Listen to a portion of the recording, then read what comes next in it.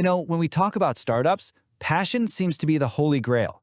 It's the fuel, the fire, the thing that's supposed to make you unstoppable. But what if that very same fire is what's burning so many new businesses to the ground? Today, we're going to dive deep into this paradox of entrepreneurial passion and uncover 6 secrets to making it your greatest strength, not your biggest weakness. Benjamin Franklin, who was a pretty legendary entrepreneur himself, he totally got this. He understood this tension.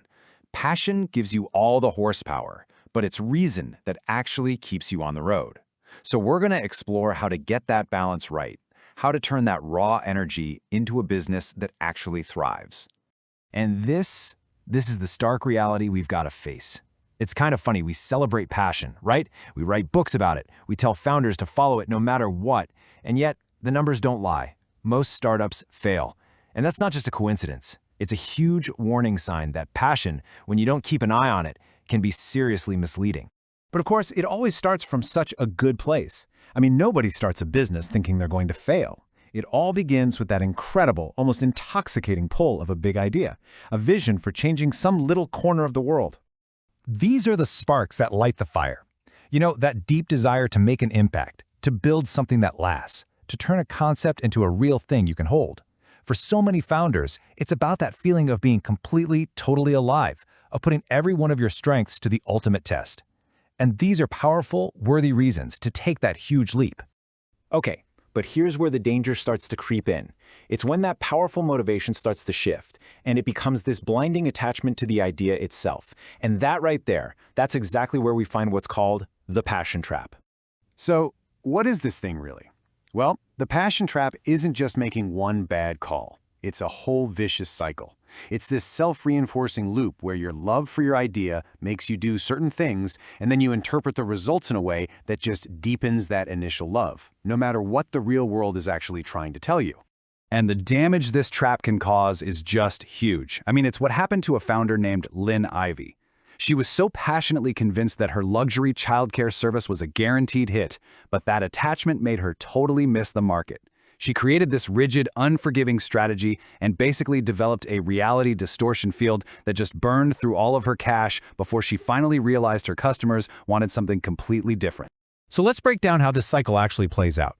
Step 1, you get emotionally attached to an idea. Step 2, that attachment makes you invest your time, your money, your energy. Step 3, your actions start getting you feedback from the market. And here is the absolute crucial part, Step 4. Your own biases cause you to filter that feedback. You ignore the bad stuff, you celebrate the good stuff, and all that does is strengthen your original attachment. And then the cycle just starts all over again. It's almost like the old myth of Icarus, Passion gives you the wax wings to fly. It gives you courage and energy, and you can soar. But that exact same passion, that sun, it can melt those wings if you fly too close, blinding you to all the danger signs and sending you crashing right into the sea. So if passion is this dangerous, what's the answer? Should we just have less passion? No, absolutely not. The answer is to have smarter passion. So how do we channel this powerful force in a constructive way? Well, it all starts with a huge shift in your mindset, moving away from blind hope and into a state of genuine readiness. And this distinction is so critical. On one side, you've got uninformed hope. That's the founder who just believes no matter what the evidence says that it's all just going to work out.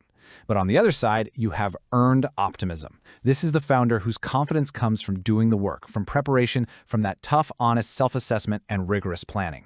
One is a fantasy, the other is a solid foundation. And here's the most important point of all. We are not trying to put out the fire here. We're trying to build a better fireplace. The solution is to raise your level of awareness so you can harness all that incredible energy without getting burned in the process. Okay, so how do we actually build that awareness? Well, we've got a fantastic framework here of 6 core principles that act as the foundation for a business that can really thrive. Think of them as a direct antidote to the passion trap. What's so brilliant about this framework is how it directly links the problems to the solutions. See, for every single negative impact we've talked about, from a misaligned founder to running out of cash, there is a specific principle to fight it. It's a complete toolkit for building a really solid venture. All right, the first 2 principles are the bedrock. Number 1 is founder readiness. This is about looking in the mirror and asking the tough questions.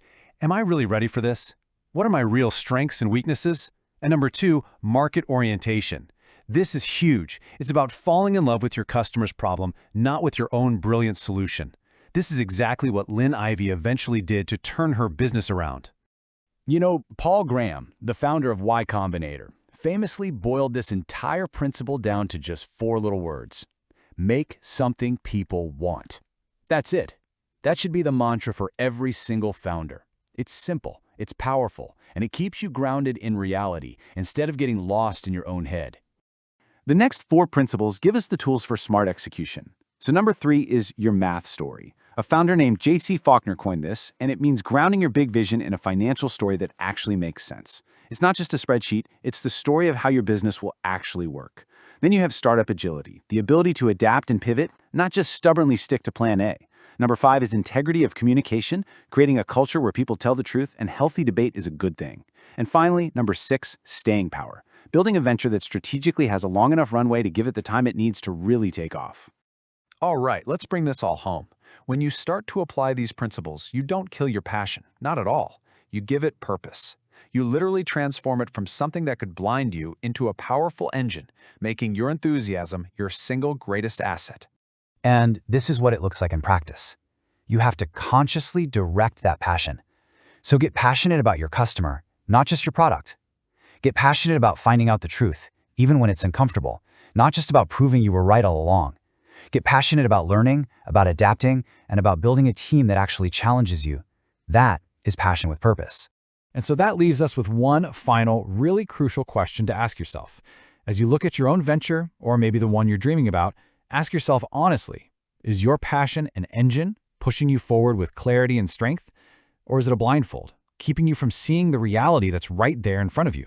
The good news is, with the kind of awareness we've talked about today, that choice is entirely yours.